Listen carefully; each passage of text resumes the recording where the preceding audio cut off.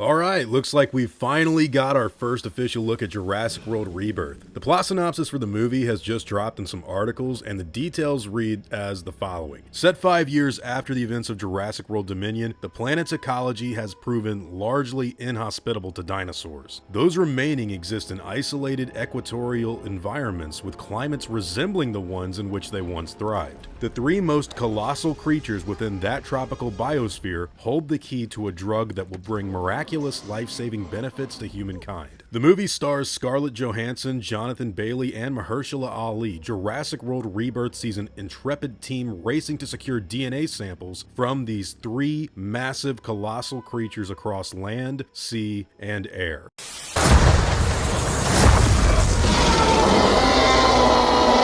Okay, so that's a massive update for the new movie, guys. Look, a lot of us had no idea what direction they were going to take this film in, but it does look like they're going into more of a Rise of the Planet of the Apes kind of a feel, where they're trying to develop some sort of something to benefit humankind, and the dinosaurs play a pretty big role in that whole ordeal. Now, there's even more information, with Scarlett playing a character named Zora Bennett, who is apparently a covert operations expert contracted to lead this new team on a top secret mission to secure genetic material from those three species. Now, best examples of land, sea, and air, we'll see obviously is probably a mosasaurus of some kind, unless there's something even bigger. Air, all we've really got to work with is the Quetzalcoatlus, but it could be anything. Now, some further details state that in the new movie, Scarlett's operation intersects with a family of civilians who have their boating expedition capsized by some, quote, marauding aquatic dinosaurs with an S. After that, everyone then finds themselves stranded on an island where they come face to face with something sinister, a shocking discovery that has been hidden from the planet for decades. Which, okay, I can only assume that has something to do with all of this old school engine equipment. So is this Isla Sorna, or is this Site C that they're finally making into a movie after abandoning it from Jurassic Park 3? I have no idea, but like all that information of giant Mayan ruins from Trespasser, and I have no idea what this shocking, very interesting, it kind of has to be engine just based off of the set photos that we've seen, but we have even more information to go off of. Look, Jonathan Bailey is playing a paleontologist. Dr. Henry Loomis, and Mahershala Ali is Zora's most trusted team leader, Duncan Kincaid. Also, it looks like Rupert Friend is going to be a big pharma representative, and Manuel Garcia Rulfo is playing Ruben Delgado, who happens to be the dad of the shipwrecked family. Some images of the movie have also come out insinuating some sort of scene where Mahershala Ali is holding a flare, and what we can all, I guess, assume to be some sort of attempt to get a predatory dinosaur's attention. Hopefully a T-Rex, not something silly like in Jurassic World Dominion, where Colin said that like apatosaurs follow flares too. I don't know why he did that, but look, there's another scene where the covert team leader Zora is hanging out with Dr. Loomis in some long grass, and it looks like they might be looking on at a dinosaur or something. So lots of thoughts from this, guys. The overall plot seems like it's actually combining some prior Jurassic Park ideas here and there, but it also looks like it's much more intelligent than the kind of Jurassic material we've been getting for a while. The idea that the dinosaurs were unable to acclimate to the whole global ecosystem, yeah, that's kind of common sense, and it looks like that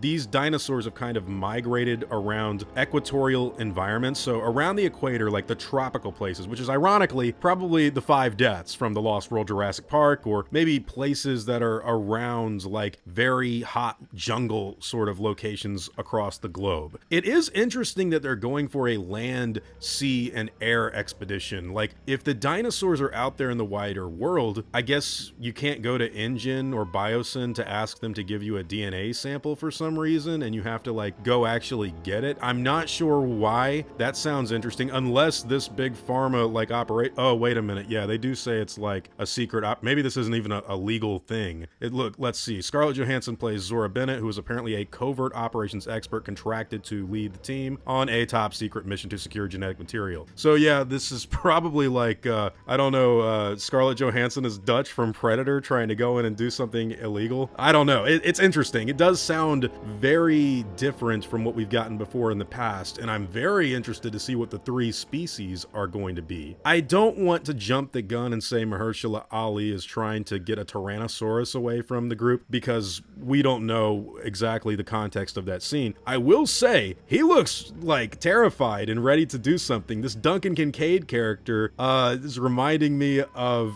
oh gosh, what's the guy's name from Resident Evil 3 that dies on the train?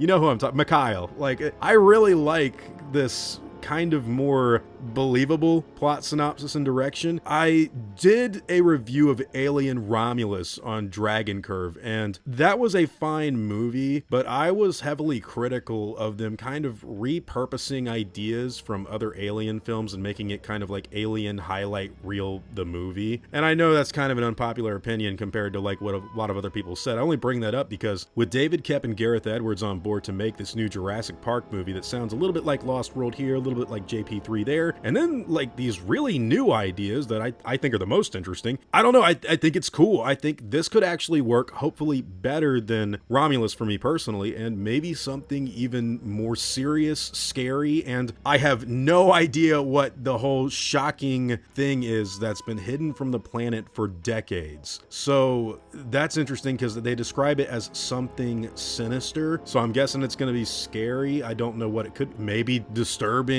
or something. Either way, this is a very interesting plot synopsis, and the still images alone kind of make the movie look way more interesting to me than what we've gotten for a while. But hey guys, those are all just my own thoughts and opinions. I'm doing this video on the fly super quick so I can get this stuff out to you as soon as possible. And yeah, those are all just my general thoughts. Now, I'd love to hear what you guys think. Do you think this movie will be good? Do you think it will be terrible and like a disaster? Or do you think they can actually achieve in a similar way what Alien Romulus or Twisters or Kingdom of the Planet of the Apes recently have, and pull a W out of this franchise after where it ended? Set 5 years after Dominion means we're technically in the future, so the film takes place in 2027. Just something to wrap your minds around. Have no idea what kind of expedition it is going to be, but like Scarlett Johansson with her team of experts going after 3 gigantic species for DNA to solve some sort of problem for humankind sounds kind of interesting. But hey, whatever your own thoughts and opinions happen to be, I'd love to hear all about them in the comments down below.